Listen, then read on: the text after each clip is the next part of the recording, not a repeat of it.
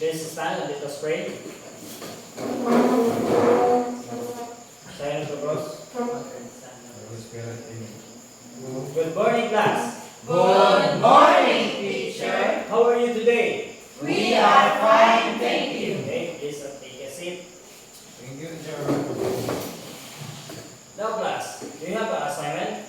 None, teacher. Okay, very good. Now, class, before we proceed to our discussion this morning, we will have a classroom standard. Okay, class, everybody read. During the class discussion, everyone is expected to cooperate and participate. Raise your hand when you want to answer. Avoid going in and out the classroom. Avoid talking with your seatmates. If you have clarification, please approach your teacher directly. Now, class, I will show you a picture and examine it in the TV.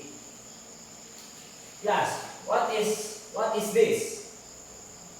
Maricel. Solution, teacher. Very good. And this picture is a pollution. In the second picture, Oscar. The fish are dying, teacher. Very good. The fish is dying. In the third picture, how about in the last picture? Visiones. A sea full of garbages. Very good. And the last picture is a garbage.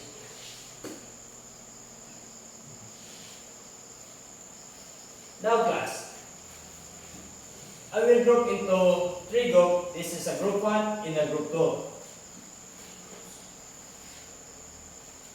I'm going to show you a video related to our topic. Listen, observe, and listen properly. Question number 1. Please read. What is pollution? What are the three types of pollution? In a group 2. Please read. Give me the causes of air pollution.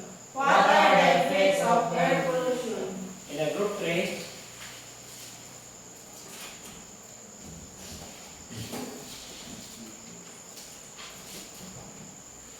Please read. Give me the causes of water pollution. What are the effects of water pollution?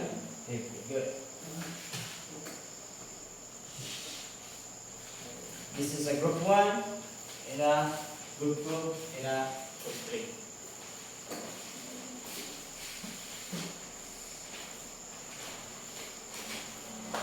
Hey friends, do you like what we see here?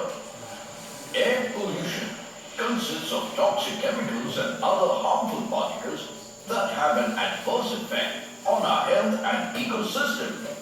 But what causes air pollution? In today's episode, let us enter the filthy territory of air pollution and explore its lethal consequences on our lives, environment, and the world. Zoom in! A tiny percentage of air pollution comes from natural sources like volcano eruption, dust storms, allergens, and wildfires. And we don't have any control over pollution caused by any of these natural sources. But what we have control over is human activities that are responsible for most of the world's air pollution. Yes, my friends, right from smoking cigarettes to burning fossil fuels to driving cars and releasing toxic smoke from factories tarnish the air you breathe and cause severe health and environmental problems. Are you done, class? No, teacher. Not yet, teacher.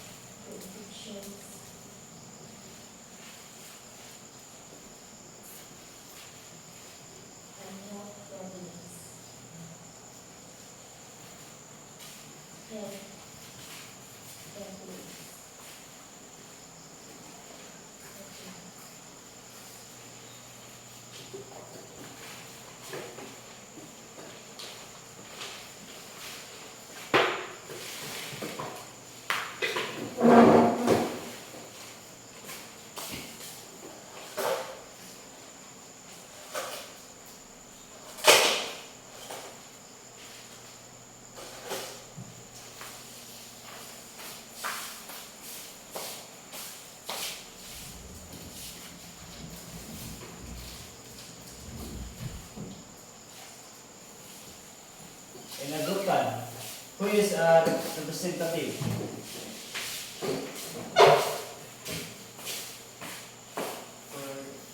For group one, what is the pollution? Pollution is a type of problems refers to the contaminant environment. What are the three types of pollution? The three types of pollution are air pollution, land pollution, and water pollution.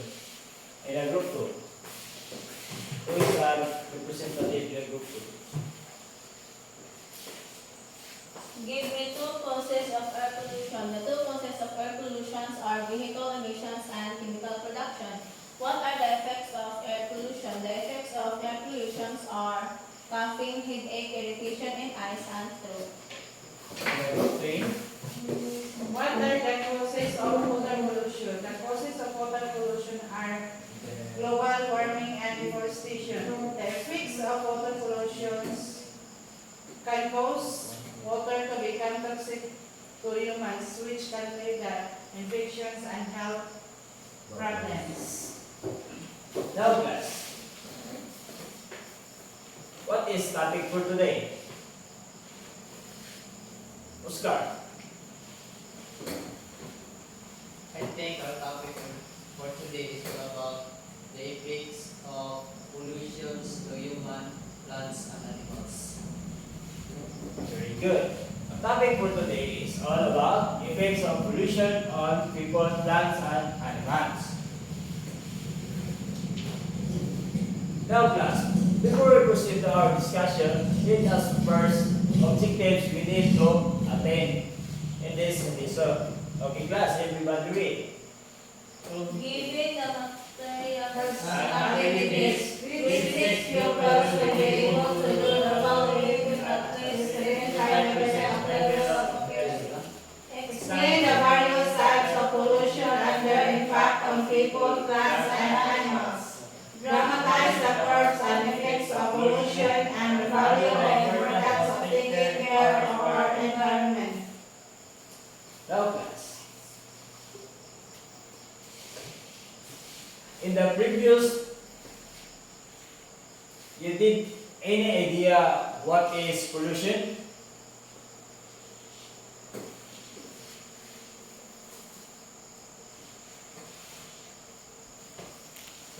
Raymond, what is pollution?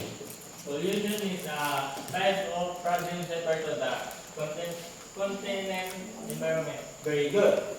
The pollution is the production of harmful materials. And the second, what are three major types of pollution? Estrada. The three major types of pollution is air, land, and water pollution. Very good. The three types of pollution is all about air, land, and water pollution. And the third picture, what is air pollution? Anyone to answer? Maricel. Air pollution consists of gases, liquids, or solid present in the atmosphere in high enough levels to harm humans, other organisms, or materials. Okay, very good.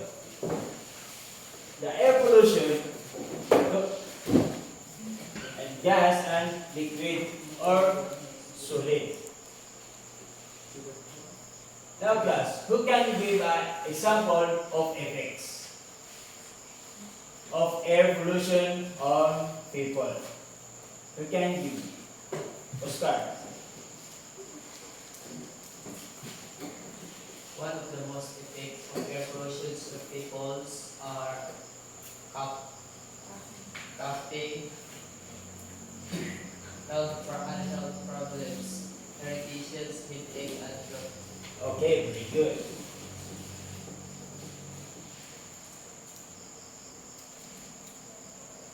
Now, how about the plants and animals?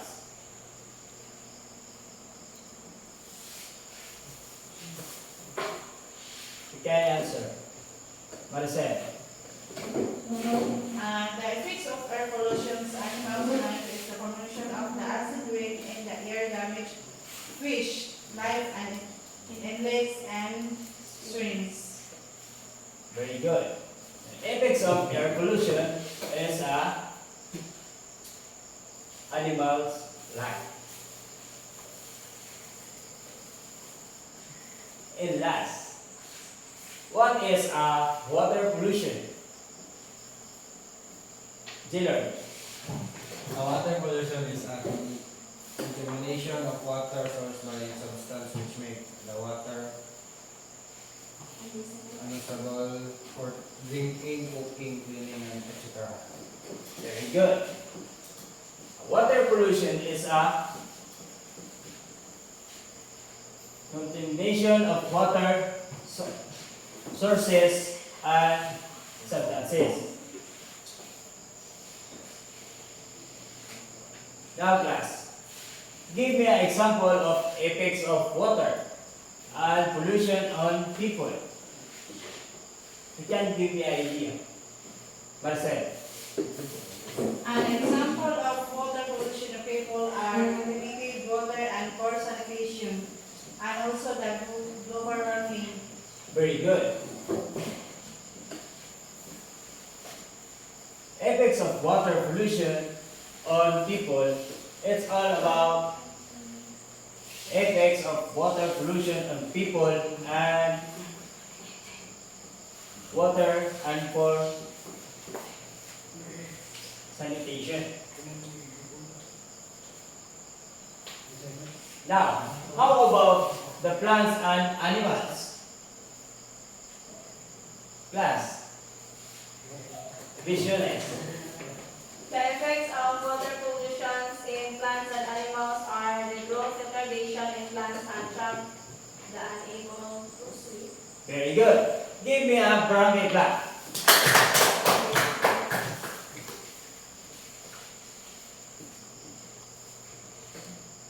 Now class,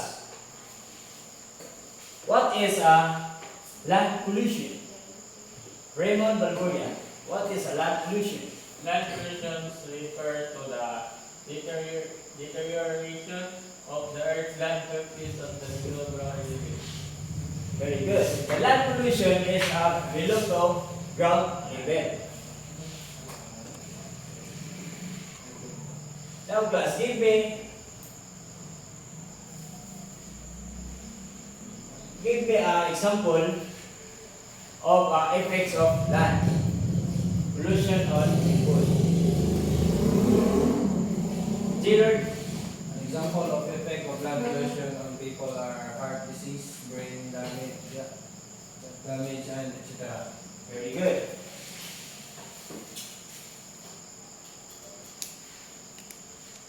How about plants and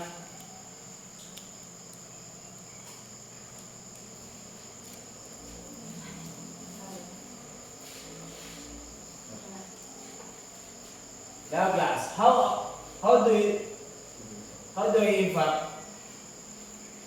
the environment? Sir, how do you impact the environment? Raymond.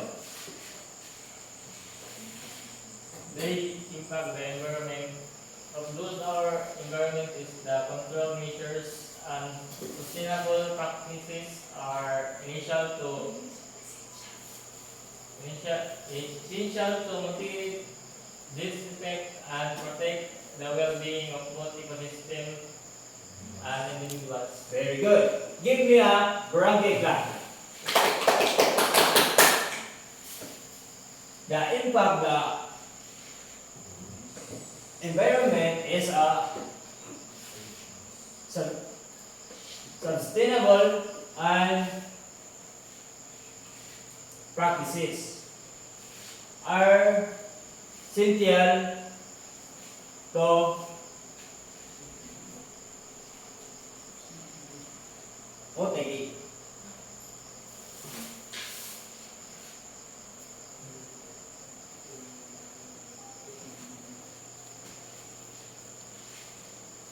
So that since you already learned the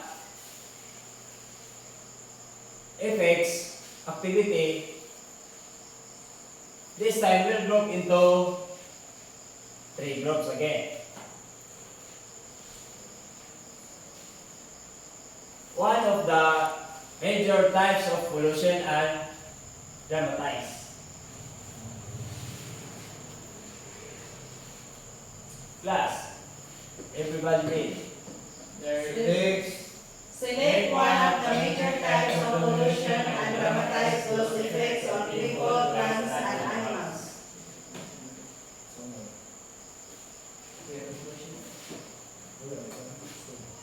Air.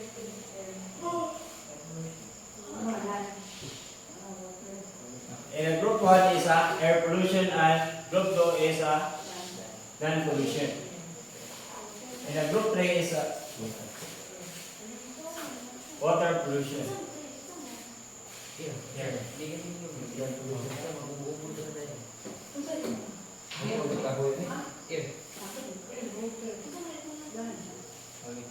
Lapit-lapit yung basura. Masakit yung gawa niya.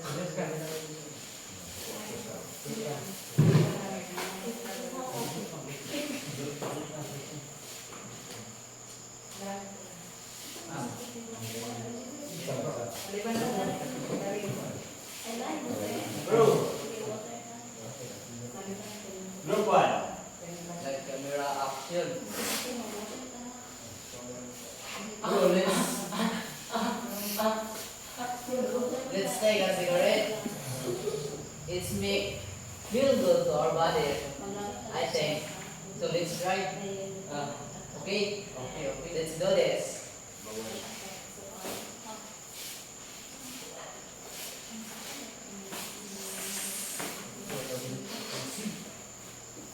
A few moments, a few months later.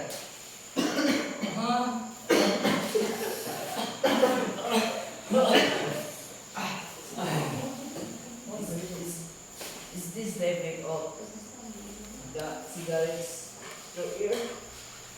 Cigarette is reduce our health. Yes, alright. So, let's go stop this. It has break down the cigarette. Give a barangay cup in group 1. Who is group 2?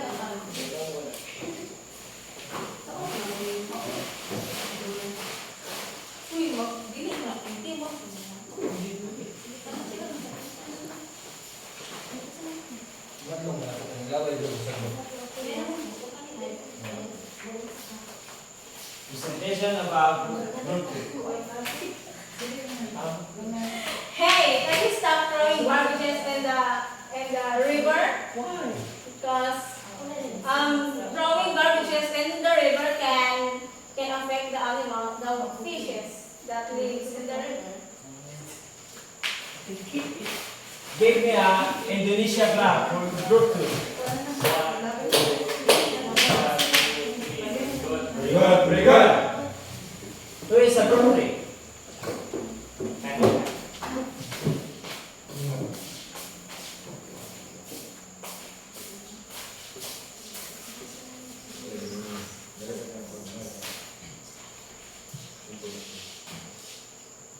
Oh, Reverend, why you throw your garbage in our surroundings? You know what? Those garbage can cause stomachache in our body. So do not throw your garbage, okay? Fix your garbage and throw in a proper garbage. Thank you for group 3. Give me a round clap again. Now class, I have a quiz.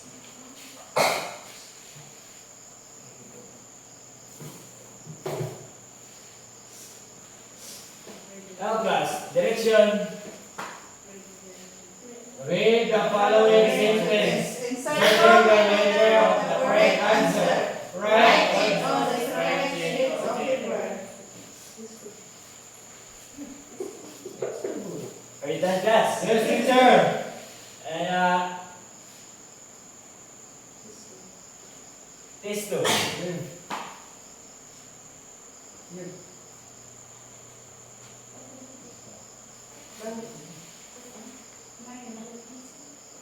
Isa na, dua.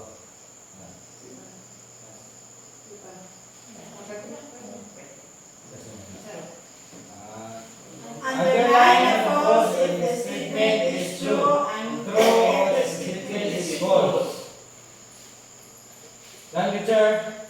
Are you done, class? Yes, teacher. Really done. See you tomorrow. Goodbye, class. Goodbye, Goodbye, teacher. Thank you for tomorrow watching. morning.